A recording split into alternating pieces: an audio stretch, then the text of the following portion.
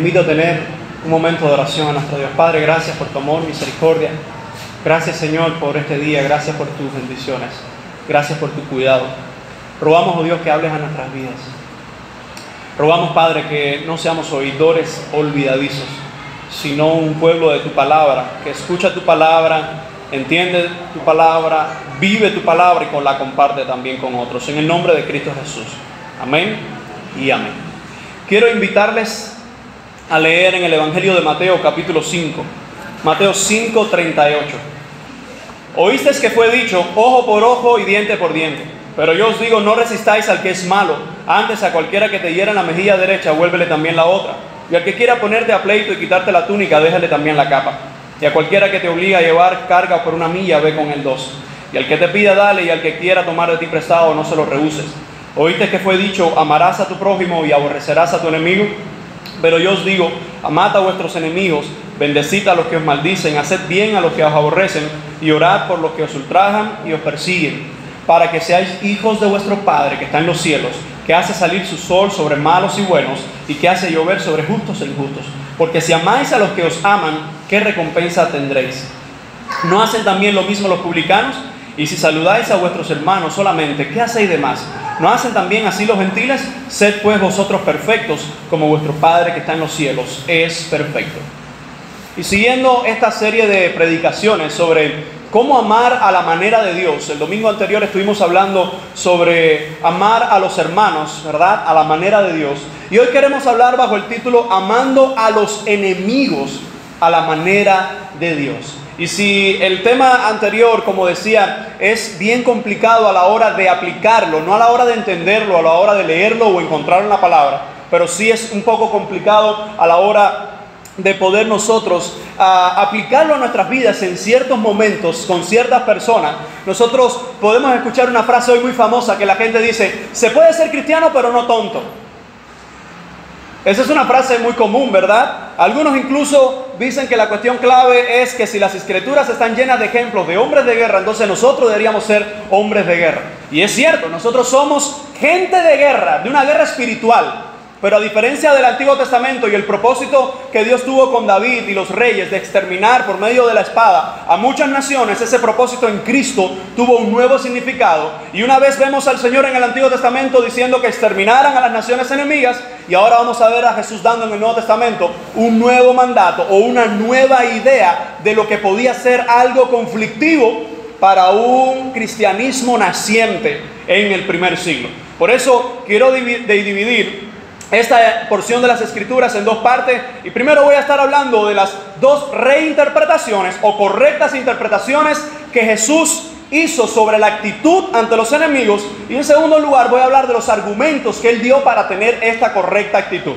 Empecemos primero con las dos reinterpretaciones o correctas interpretaciones de Jesús sobre lo que decían las Escrituras. Y dice allí, la primera reinterpretación dice, ojo por ojo y diente por diente. Si usted busca esa frase, se lo va a encontrar específicamente en Éxodo 21, 23 al 25, en Levítico 24, 19 al 20 aparece, y en Deuteronomio 19 al 21 aparece esa frase, ojo por ojo y diente por diente. El único problema con este pasaje es que algunas personas lo que hicieron fue tomar ese texto para aplicar la venganza en Israel. Puede ser que los fariseos, manipulando estas enseñanzas, hablaban de que sí era posible de que una persona tomara venganza, pero incluso en el mismo Antiguo Testamento la venganza estaba prohibida para el pueblo. Dice Proverbios 20:22 de esta manera, no digas yo me vengaré, espera a Jehová y Él te salvará. Y dice Proverbios también 24:29, dice así, no digas como me hizo, así le haré. Daré el pago al hombre según su obra. Así que vemos entre este y muchos más pasajes en el Antiguo Testamento que la idea de la venganza nunca estuvo en la mente de Dios, que su pueblo tomara venganza, ¿verdad? De una forma sin tener en cuenta la misericordia y la justicia de Dios. Tanto es así que cuando los judíos del primer siglo, los fariseos del primer siglo, tomaron esta frase, ojo por ojo y diente por diente, si usted busca en los tres únicos lugares que aparecen en el Antiguo Testamento, en cada una de esas tres porciones, lo que estaba haciendo referencia es a la ley equitativa, ¿verdad? O la ley retributiva, que algunos han llamado la ley del talión, que si a ti alguien te sacaba un ojo, escucha bien, tú no le podías sacar el ojo al otro. Tú tenías que ir a los jueces, y eran los jueces del pueblo los que tenían que ejecutar la sentencia sobre esa persona. Si tú tenías un accidente provocado por alguien o algo que una persona te provocaba, no podías restituir la justicia por tus manos. Y eso es lo que está enseñando de ojo por ojo y diente por diente. Era simplemente para que cuando un judío fuera afectado en algo, los jueces del pueblo tomaran la justicia en sus manos y no la tomara la persona. Tanto es así, hermano, que los judíos parece ser que incentivaron en el pueblo de que si alguien te hacía algo, eras tú mismo, por tu justicia, por tus manos y tu fuerza, que debías ejecutar la venganza. Y es en medio de esa interpretación donde Cristo dice de esa manera, pero yo os digo, no resistáis al que es malo. Y en base a esta afirmación de no resistáis, es decir, no pongáis pleito al que es malo, Jesús va a hablar de 5 explicaciones de lo que deberíamos hacer los cristianos en cuanto a esa frase de ojo por ojo y diente por diente. Escuchen, que nunca tuvo el sentido de que el judío tomara por sus manos la venganza, sino de que el judío a la hora de pedir cuentas a su adversario fueran los jueces y ellos la ejercieran la justicia por él. ¿Cuáles son esas 5 explicaciones que Jesús dice sobre no resistir al malo? La primera dice, cualquiera que te hiera en la mejilla derecha, vuélvele también la otra. Mucho se ha hablado de esa frase. Muchos incluso han tomado esa frase como algo literal, pero hay que entender qué es lo que Jesús está atacando con esa frase a la luz de si alguien te hace algo, devuélveselo de la misma manera. Y lo primero es que nosotros deberíamos entender cuando Cristo dijo eso, un tiempo después en su ministerio, incluso terminando su ministerio, Jesús está ante los magistrados, y esto usted lo puede encontrar en Juan 18, del verso 22 al 23, que Jesús es abofeteado. Así que el mismo Cristo que dijo, si alguien te da en una mejilla, ¿verdad? Y habla de la mejilla derecha. Usted sabe que la idea de derecho para un judío, como la diestra, la mano derecha, ¿verdad? Del ojo derecho, eso habla de esa parte positiva o esa parte buena que actúa bien en el judío, en la mentalidad hebrea. Ahora, cuando aquí Cristo está diciendo, el que te hiera en la mejilla derecha, un tiempo después a Jesús alguien le abofeteó en su mejilla. Y fíjense cuál fue la respuesta en Juan 18, 22, 23. Jesús no dijo, muy bien, ahora pégame en esta otra. Así que evidentemente no era una intención literal. Pero miren lo que Cristo hizo. Dice así, si he hablado mal a aquel que le había bofeteado, le dijo, testifica en qué está mal. Y si bien, ¿por qué me golpeas? Evidentemente fue una bofetada injusta al Hijo de Dios, quien estaba manifestándose como tal, y simplemente los judíos les que estaban rechazando. Así que cuando Cristo dice, si alguien te hiere en la mejilla derecha, ¿cuál es la actitud natural cuando alguien te pega o cuando alguien te hace algo? Nuestra actitud natural es simplemente tomar venganza. Es como que alguien te da y que uno se pone en defensa rápido, ¿verdad? Independientemente que hayas estudiado defensa personal o no. Pero la actitud natural cuando alguien te hace una mala acción es tú devolver esa mala acción. Y fíjense, bueno, tanto es así que incluso nosotros tenemos ese reflejo de defensa hasta cuando nos asustan. Aunque hay algunos que se asustan un poco más feo que otros. Hay algunos que se asustan por ahí, dan como que ciertos gritos, que hay que averiguar unas cuantas cosas. Pero estamos hablando de ese que alguien te asusta y tú como que tienes el reflejo a la defensiva. Pero lo que está diciendo Cristo es, si alguien te pega, y justamente, ¿verdad? Si alguien te pega en una mejilla, el poner la otra mejilla no es una enseñanza masoquista para la iglesia que diga, muy bien, si te andan por ahí dando galletazos, usted dice, por favor, dame la otra para estar parejo, porque si no una roja sí, una roja no me pega. No es eso lo que está diciendo el texto. Lo que está diciendo el texto es, en vez de tomar venganza, el acto de poner la otra mejilla es, deja que sea Dios quien juzgue. Ahora escuchen, esto es lo que la enseñanza bíblica nos dice. Independientemente que son fracciones de segundo cuando alguien se involucra en un problema en que en ocasiones hemos respondido en defensa, en ocasiones hemos atacado también. Pero lo que el texto Cristo nos está diciendo es: quita la venganza de tus manos y deja que sea Dios quien cobre su venganza por ti. Fíjense cómo dice el mismo texto en Isaías 53. Hermano, Cristo es el mayor ejemplo de quedarse callado cuando pudo tomar venganza él mismo de sus enemigos. Le estaban escupiendo, le estaban abofeteando, estaban tirando a suerte sus vestidos, burlándose de él. Algunos le decían: bájate. Si tú no es como el mundo que dice: no, si tú eres hombrecito, ven para acá. No, le decían: si tú eres el Hijo de Dios, bájate de esa cruz y vamos a creer en ti. Hermano, siendo el Hijo de Dios y pudiendo haberlo hecho, no lo hizo. Incluso Isaías 53 da una característica de lo que es el siervo sufriente, de lo que Cristo por amor a nosotros, dice: como oveja fue llevada al matadero.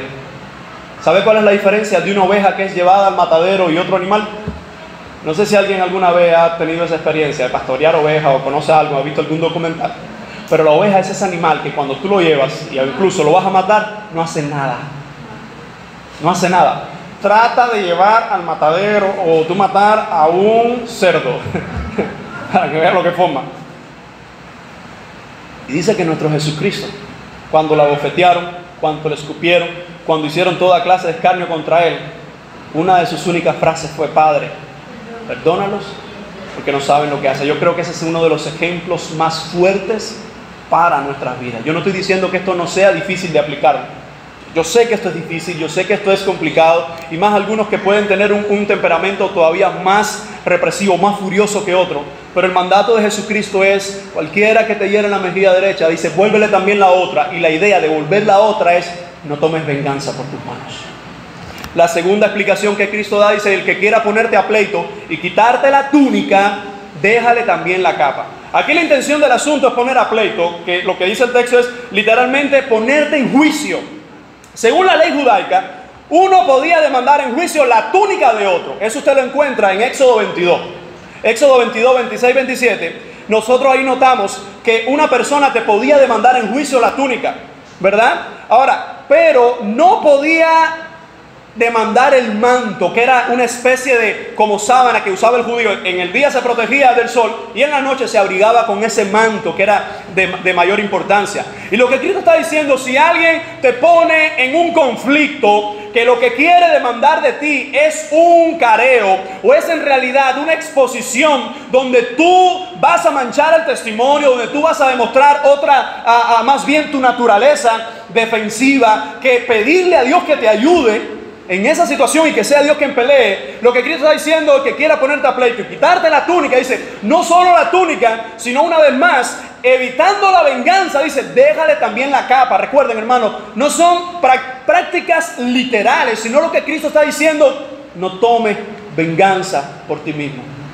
Una vez más, sigue siendo una idea bien difícil, donde nosotros vamos a ver que la actitud natural nuestra es desquitarnos de lo que alguien nos pueda hacer, desquitarnos de lo que alguien nos pueda decir, desquitarnos de la mala acción que nos puedan acometer en nuestra contra. Pero es ahí, hermano, es justo en esos detalles donde nosotros podemos o debemos mostrar lo que es la madurez del Evangelio. Es ahí donde yo veo las áreas más difíciles de la teología.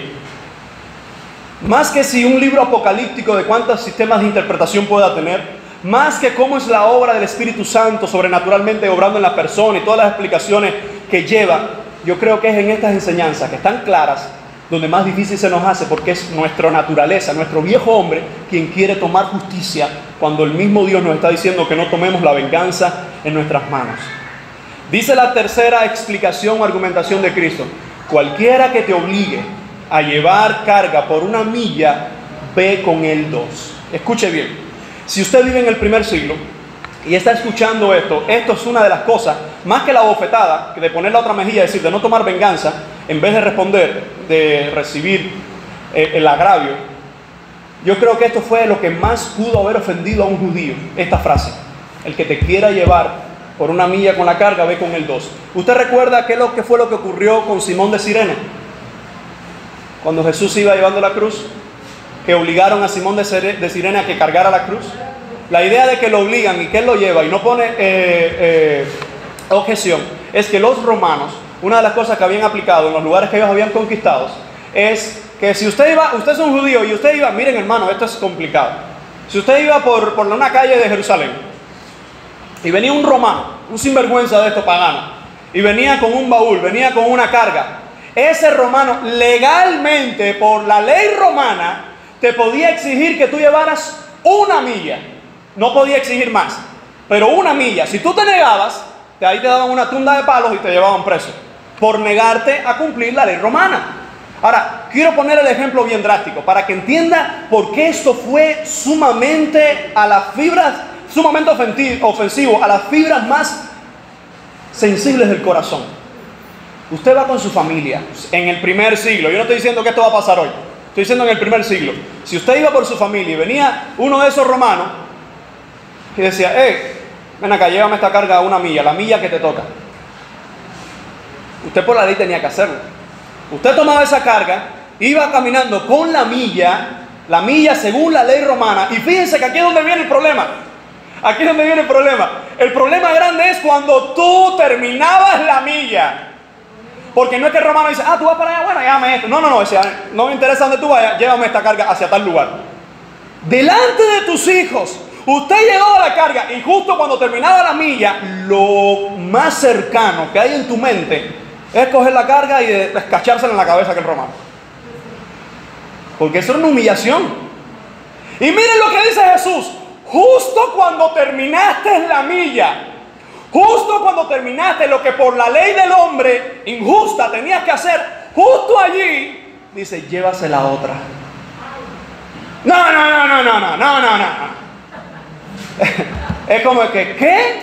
Y una vez más, hermanos, es justo donde tu paciencia se puede colmar, justo donde estás a punto de reventar, como me decía un hermano. Gracias a Dios, pastor, que ya no estamos en esos tiempos. Porque yo me parece que no caminaba 2 metros. Pero fíjense a dónde Jesús llevó el tema de amar a un enemigo. Cuando tu corazón lo que hay es remordimiento, lo que hay es ira, lo que hay es enojo, Cristo dice, el que te pida llevar la carga por una milla, ve con él 2. Lo que Cristo está diciendo una vez más, hermanos, que amar a un enemigo es de las cosas más difíciles que un cristiano puede hacer. Porque el enemigo lo que quiere de ti es destruirte, abochornarte, no le interesa quién tú eres, lo que tú haces, lo que tienes. Y aún así Jesús dice, a esa persona, justo a esa persona que te pide una milla, no, dale otra. La única manera, hermano, de llevar a la segunda milla, yo creo que con Jesucristo. No hay otra manera de que yo pueda darle perdón o que yo pueda aplacar la ira que me pueda provocar un enemigo si Cristo no me ayuda. Ahora, fíjense lo que Cristo va a decir más adelante. Dice, al que te pida, dale. Pero escuchen, no es al que te está pidiendo como un hermano, como un necesitado. Según el contexto, ¿quién es este que está pidiendo? Un malo, un enemigo. Y mire esto, cuando usted sabe que en esos vecindarios hay cada persona, hay cada vecino, que no es que ellos son enemigos tuyos, es que usted por alguna razón, y muy probable que sea por ser cristiano, usted es enemigo gratis de ellos. Son esas personas que tratan de hacerle la vida imposible a un creyente. Son esas personas tanto en el trabajo como en el barrio, como en la escuela, en cualquier lugar, tratan de hacerte la vida imposible. Viene ese vecino que tú sabes que te está haciendo la vida imposible y te dice, ¿me puedes dar un poquito de sal? Ahí es cuando usted dice, no, la sal que hay en mi casa solo es dedicada a Dios. La sal es santa y eso no se le da al limpio. La perla yo no se la echo a los cerdos.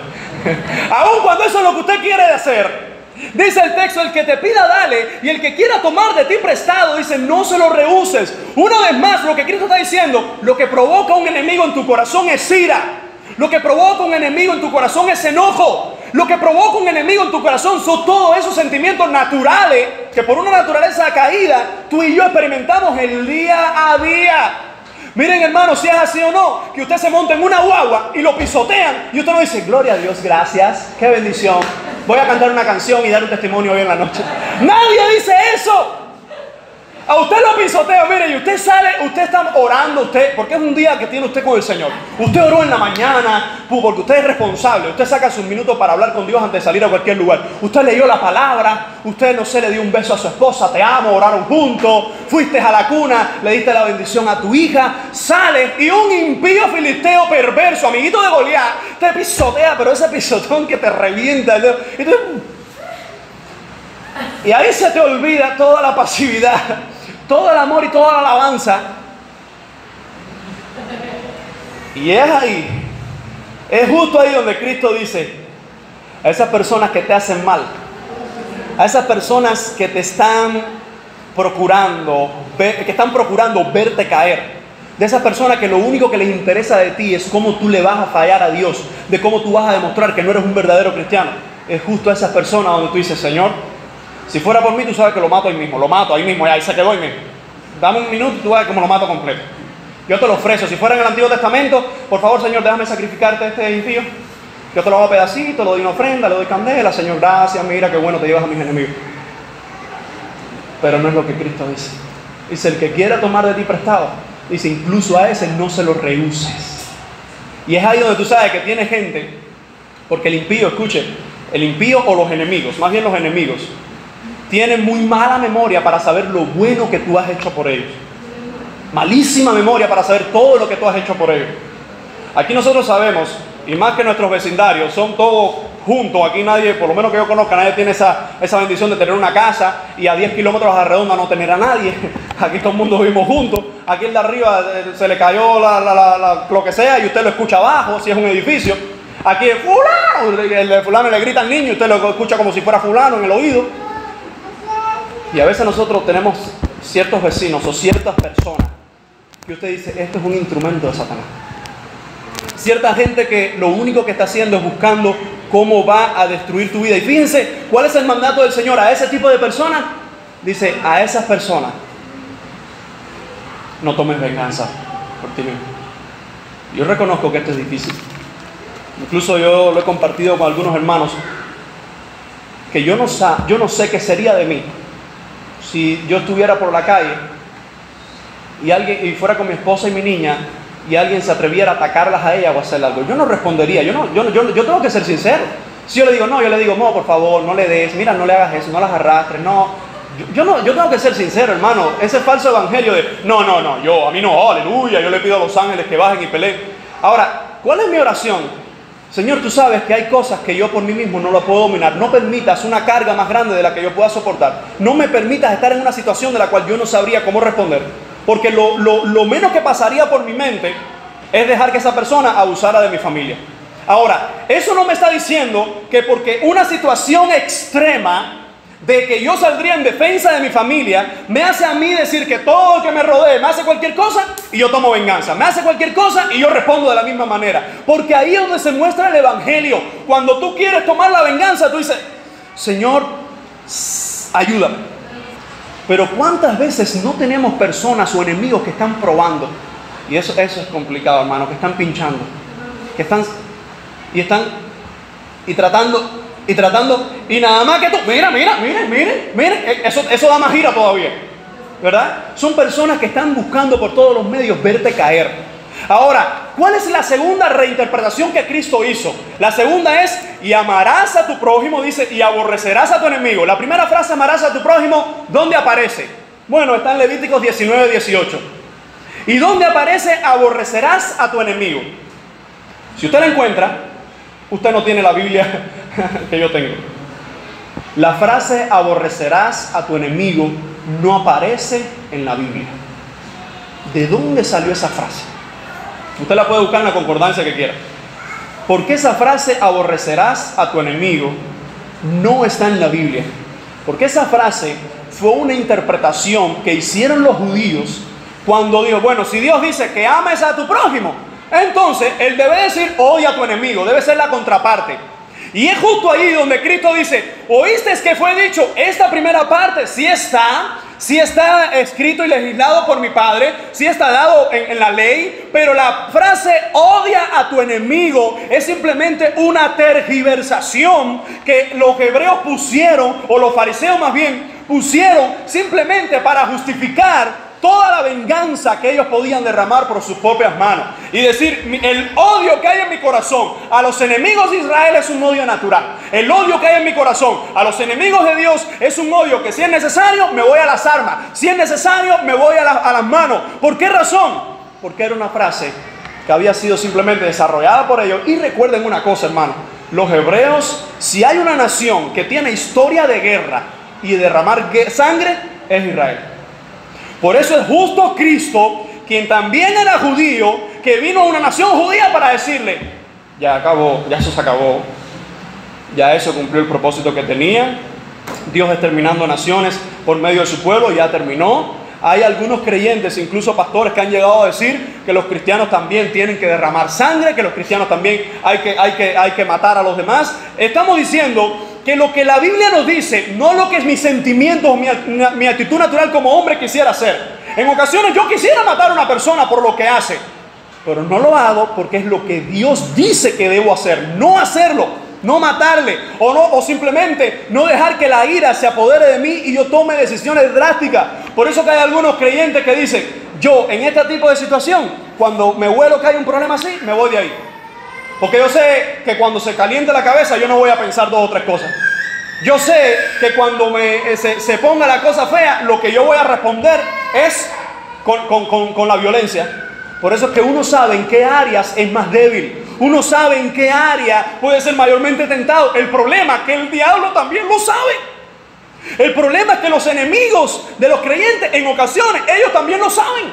Y están buscando el momento adecuado y la situación correcta para hacernos caer. Por eso cuando dice, aborrecerás a tu enemigo, era una frase que no estaba. ¿Cómo Jesús corrige esa frase?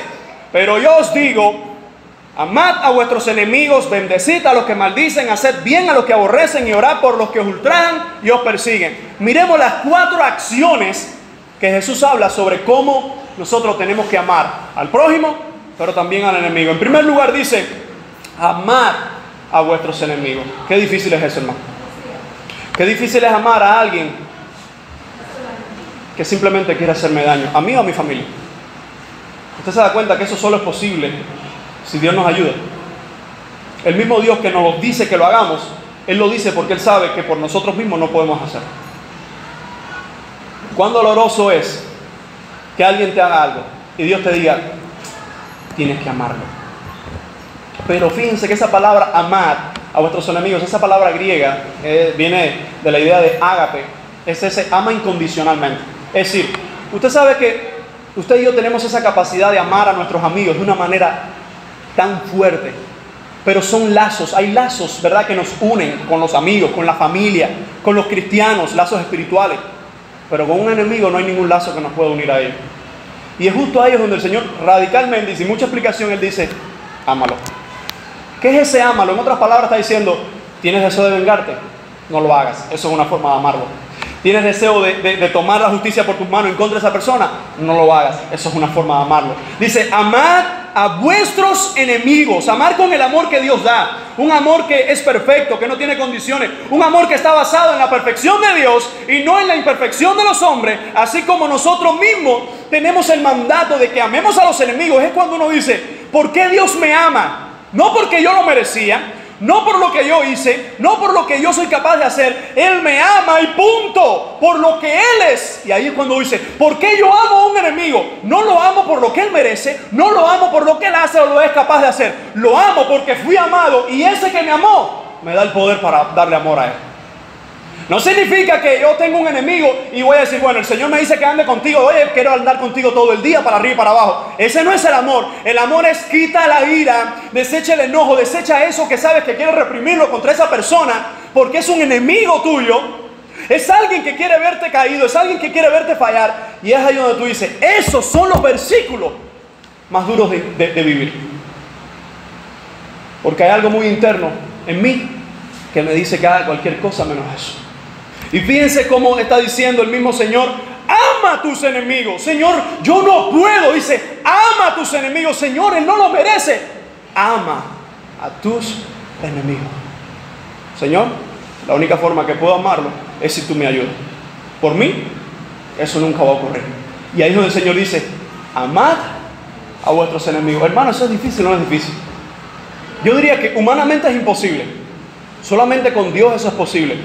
Pero ahí es donde Dios nos muestra el inmenso amor que nos ha dado. Ahí es cuando alguien que está encima de ti, haciéndote la vida, tratando de hacerte la vida imposible, que ve que tú lo que tienes para esa persona es cualquier cosa menos odio, menos ira y venganza. Dice la segunda argumentación de Jesús, o segunda explicación: bendecid a los que os maldicen. ¿Qué es lo que es maldecir? Es simplemente proferir algún mal a alguien de parte de Dios, el Dios verdadero, o de parte de los dioses o de cualquier otra cosa. Y el Señor dice: esa gente que te maldice, a esa gente que dice ojalá te muriera, a esa gente que cuando te vea a ti o a los tuyos en un hospital se alegra, dice: a esa gente, dice, bendícelo. Señor, ¿cómo? Una vez más, ¿cómo? A esa gente que lo que quiere es el mal para ti, Señor, bendícelo. Aquí es donde el evangelio, el verdadero evangelio, la gente lo mira y dice: verdad que esa gente es diferente al universo, verdad que esos cristianos son diferentes al mundo entero. Porque lo que menos hace alguien con un enemigo que le está maldiciendo es decir: que Dios sea en tu vida, que Dios sea contigo. Dice la siguiente aclaración de Jesús: haced bien a los que os aborrecen. Y la palabra va ahí para aborrecen: hazle bien a la gente que te odia. ¿Cómo? Es como que una cosa va poniendo más fuerte, y cada vez el Señor va elevando más la parada, y cada vez más fuerte. La intención de hacer bien a los que te odian es obrar bien correctamente con aquellos que simplemente te desprecian o están obrando mal contra ti. ¿Cómo obrar bien con aquellos que constantemente me están haciendo mal? Un salvo, un nacido de nuevo, solo alguien que ha experimentado o está experimentando y creciendo en el amor de Dios puede aplicar esto. Darle amor al que no lo merece, darle perdón al que no merece perdón, hacerle bien al que constantemente me hace mal. Y la cuarta acción es: orad por los que están ultrajando y persiguiendo. Esta frase, escuchen, esta frase de ultrajar y perseguir, cuando Cristo dice esto en Lucas, también se refiere en este pasaje de Mateo. Cuando Cristo está diciendo orad por los que ultrajan y os persiguen, escuchen, eso fue alrededor del año 30, 32, algunos hablan del año 34, etcétera, que Jesús dijo esto. La persecución se desató unos años después. Estoy hablando de la persecución cristiana. Ya 30 años después de esto, Nerón está quemando cristianos en antorchas. Los está quemando. Y Jesús, 30 años que eso comienza a ocurrir, está diciendo: oren por la gente que le está persiguiendo y la gente que le está maltratando. Pero eso sí va a incrementar. Cuando nuestra oración sería: Señor, mata a mis enemigos, destrúyelo. En este momento Jesús está diciendo: ora por esa gente. Ahora, cuando tú oras por tus enemigos, por esa gente que lo que intenta es destruirte, esa gente que lo que simplemente lo que quiere es verte caer, la oración es: Señor, toma tú el control. Si los quieres destruir según tu voluntad, tú lo harás. Si los quieres perdonar según tu voluntad, tú lo harás. Pero mi oración es: toma tú el control sobre estas personas. Así que en la primera reinterpretación o aclaración de la frase ojo por ojo y diente por diente, Jesús está diciendo: no tomes la venganza en tus manos. En la segunda, amad a vuestro prójimo y aborreced a los enemigos. Él dice: así como amas al prójimo, tienes que amar también a los enemigos. Esa frase no la dijo Dios, de odia a tus enemigos. Y la segunda parte de esta exposición, quiero hablar de los argumentos de Jesús sobre estas dos reinterpretaciones o aclaraciones de la ley.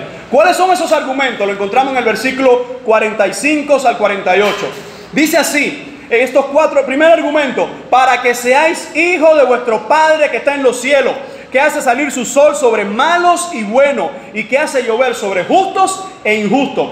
Primero, Jesús dice que se debe amar a todos, porque esto es lo que hace un hijo de Dios.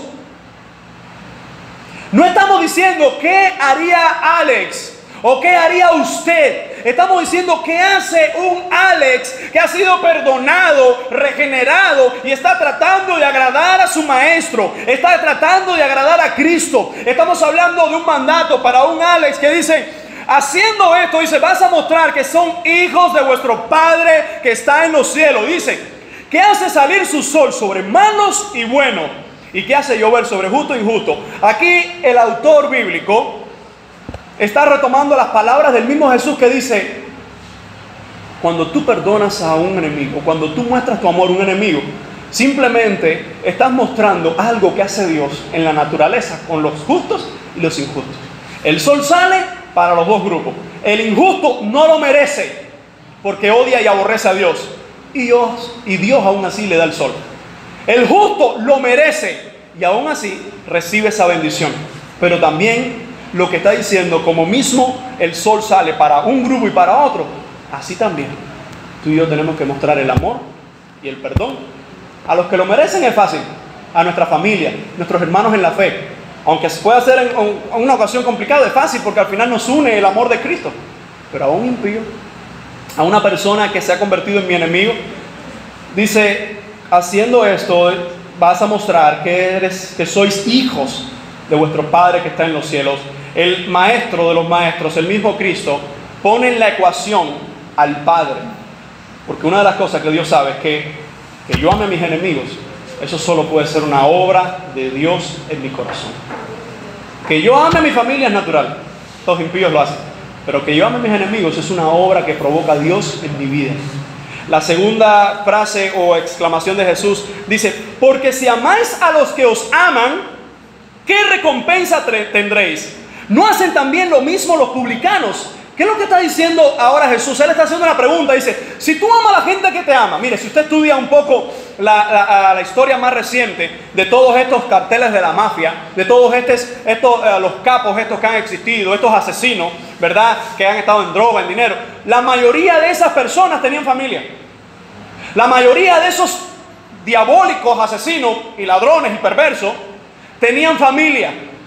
Y esa familia, ellos iban, hacían su fechoría y regresaban. Ahí tenían sus hijos, que nadie me toque mis hijos, porque esto es lo que más amo. Tenían a su esposa, aunque tenían vidas libertinas también con otras mujeres. Pero ellos tenían una familia, es decir, esa persona que iban y le mataban los hijos a mucha gente, que iban y le mataban las mujeres a mucha gente, los padres a mucha gente, regresaban a su casa y mostraban el amor a sus hijos. Cristo está diciendo, porque si ustedes aman a la gente que les aman, ¿qué diferencia tiene eso con el impío? Eso lo hacen los perversos también. Dice, ¿no hacen también lo mismo los publicanos? Y recordemos que un publicano es una de las cosas más perversas para un judío. Tanto es así que ellos hicieron una diferencia. Los pecadores son los hombres, pero hay pecadores y hay publicanos. Y un publicano también era un pecador. Pero ellos llegaron a diferenciar el término publicano de la palabra pecador por el odio, ¿verdad?, o el rechazo que había contra una persona con ese estilo de vida. Y fíjense cómo el texto, el mismo Cristo está diciendo, porque si amáis a los que os aman, ¿qué recompensa van a tener? ¿No hacen también lo mismo los publicanos, los que han negado a Dios, los que niegan la Torá, los que niegan la cultura hebrea, los que niegan los principios hebreos? Fíjense cuál es la comparación. Que yo ame a mi enemigo no solo me va a diferenciar de un publicano, es decir, de la persona más perversa que pudiera existir en el primer siglo, sino que yo ame a mi enemigo me hace diferente al universo.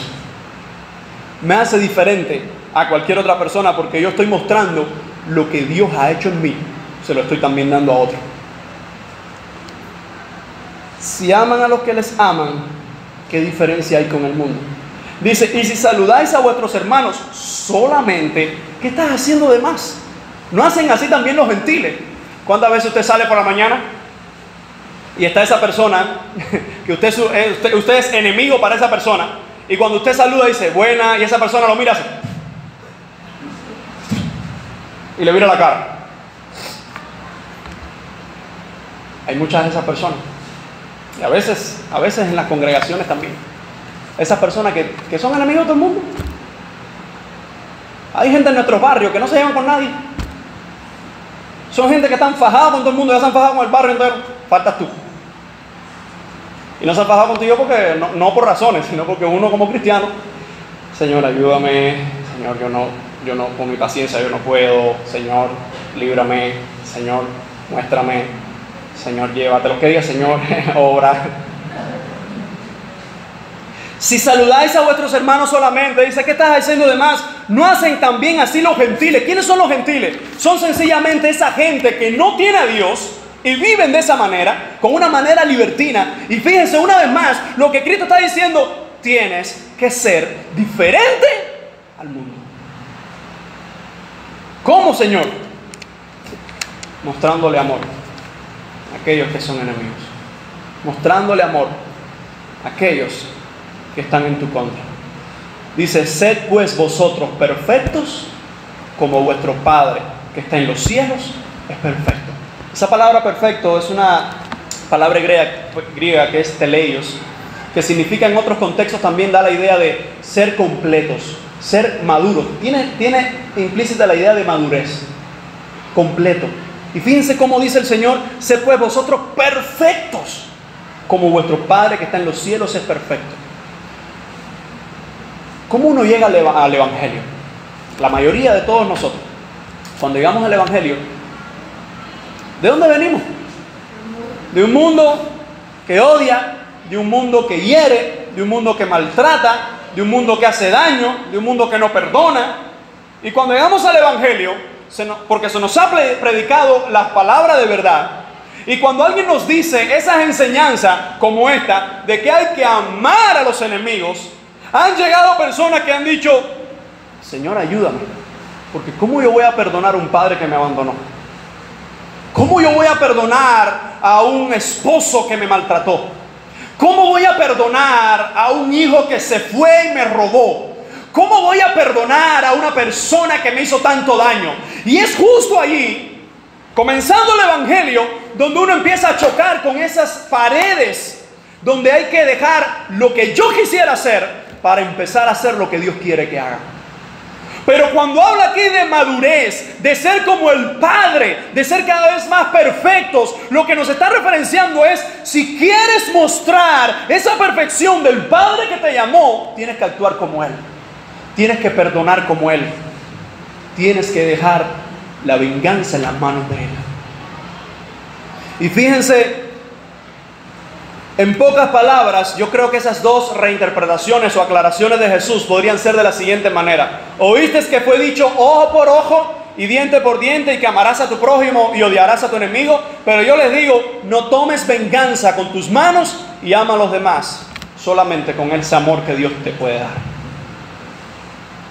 ¿Qué dijeron los apóstoles años después de esta enseñanza de Jesús? Solo quiero citar dos. Pedro, que en una ocasión, Pedro, cuando ve que están aprisionando a su maestro, saca su espada y le arranca la oreja a Malco, aquel siervo que había ahí llamado así. Y el Señor dice, no, guarda tu espada, el que a hierro mata, hierro muere. Guarda tu espada. Escuchen esto.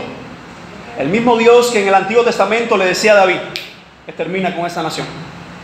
Le decían a los reyes, acaben con esa nación, destruyan a esos perversos. Es el mismo Dios que ahora le está diciendo a Pedro, guarda la espada. El tiempo de sacar la espada ya pasó. Guarda hoy tu espada. Y es ese mismo Pedro que por la revelación del Espíritu, en la carta que lleva su propio nombre, en Primera de Pedro 3:9, él dijo esto. Escuchen lo que él dijo años después. No devolviendo mal por mal, ni maldición por maldición, sino por el contrario, bendiciendo, sabiendo que fuisteis llamados para que heredases bendición. Pablo, ¿qué hacía Pablo antes de conocer a Jesucristo? Arrastraba a los cristianos, los golpeaba y los obligaba a blasfemar. Y es ese mismo Pablo, cuando fue confrontado con el mismo Jesucristo, que dijo en 1 Corintios 4, 12 al 13, nos fatigamos trabajando con nuestras propias manos, nos maldicen y bendecimos. Padecemos persecución. De hecho, ¿cómo murió Pablo según la historia? Con la cabeza arrancada. Dice, padecemos persecución y la soportamos. Esto es difícil, hermano. Eso es difícil, soportar que por yo ser cristiano tenga gente que esté maldiciéndome, tenga gente que esté en mi contra. Pero el mandato de Dios es que hay una recompensa cuando tú muestras a Jesucristo en esas situaciones también. Dice, y lo soportamos. Nos difaman, es decir, hablan inventándose cosas contra nosotros y rogamos. Hemos venido a ser hasta ahora como la escoria del mundo, el desecho de todo. Fíjense lo que Pablo llegó a decir por la persecución que él llegó a su vida. Y hay veces nosotros que no somos capaces de aguantarle una frescura a un vecino. Oye, como a mí no me conoce. Sí, es verdad que no te conocen. Es verdad que si no fuera por el amor de Cristo, aquí hubiesen unos cuantos leones que se soltaban cada vez que le hacían ¡uy! Y le tocaban el botón, un transforme. ¿Ustedes viste la película de Robot Transforme? Pero el Espíritu Santo nos sigue ayudando, nos sigue sujetando. Es el que te dice, no, tú sabes que no. Y tú dices, sí, Señor, déjame que tú vas a hacer un reviento. Y el Señor, no, hijo, no. Padre, pero una sola contesta, un solo. Y el Señor, no, hijo, déjame a mí. ¿Usted se imagina eso? Que alguien te está haciendo daño y tú quieres salir para allá, el Señor te dice, déjamelo a mí. No tome. Déjame a mí tomar la venganza. Miren, hermano, yo no quiero estar en el pellejo de mis enemigos cuando Dios toma venganza por mí.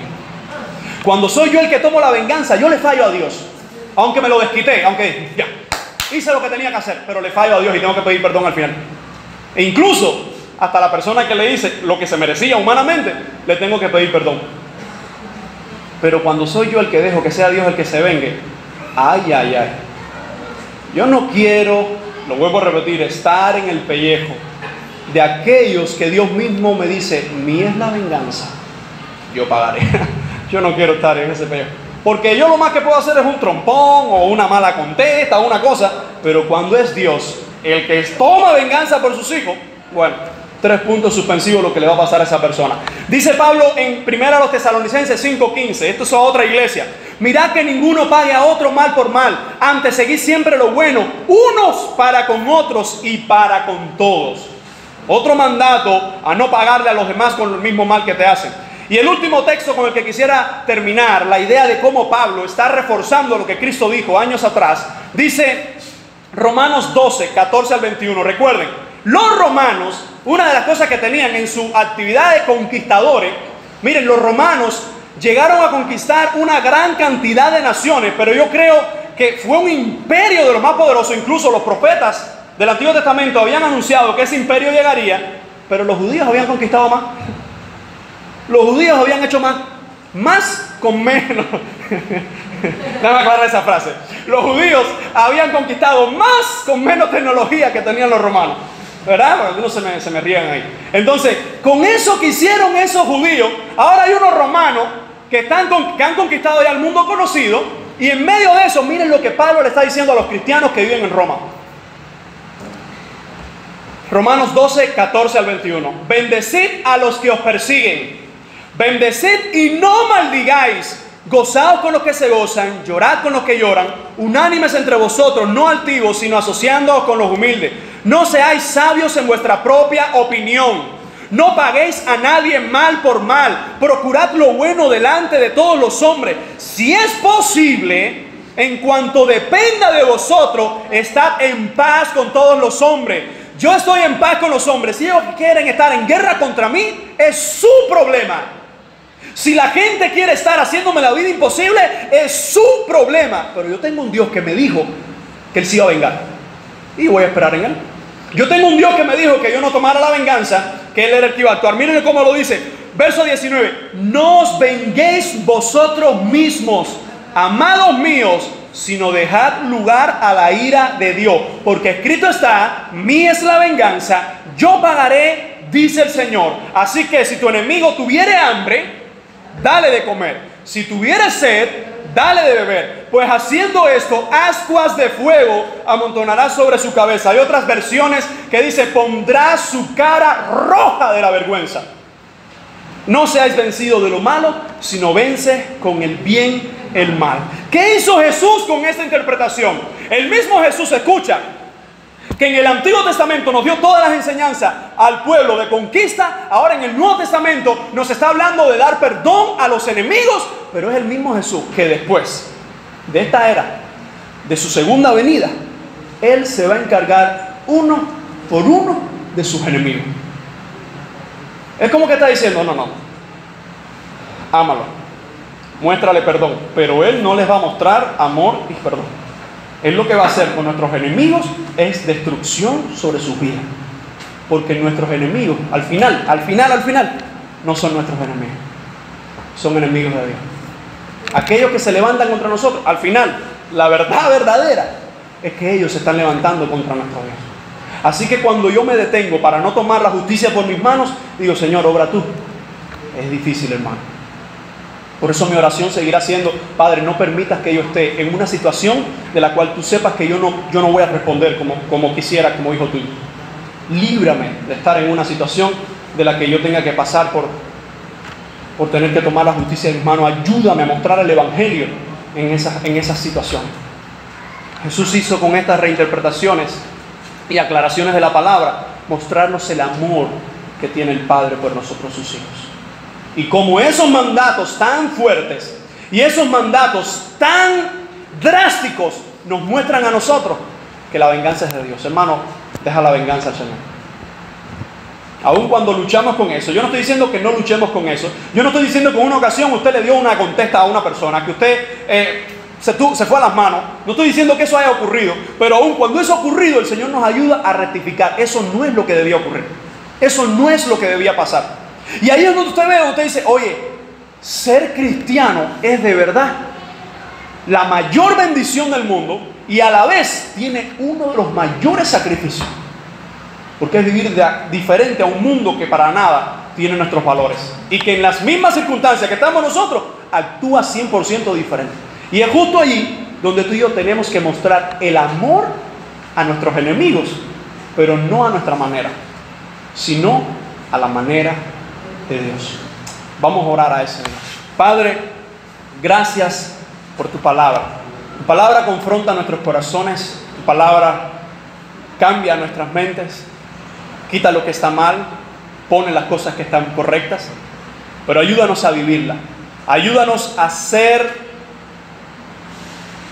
Señor, tu voluntad y cumplir con tu palabra sobre el amor a los enemigos, aun cuando naturalmente nosotros no queremos hacerlo. Pero tu Espíritu que habita en nosotros nos muestra y nos ayuda cómo vivir de acuerdo a tu verdad. Queremos, Señor, como dice tu palabra, mostrar esa perfección como el Padre es perfecto. En el nombre de Cristo. Por nosotros mismos no podemos.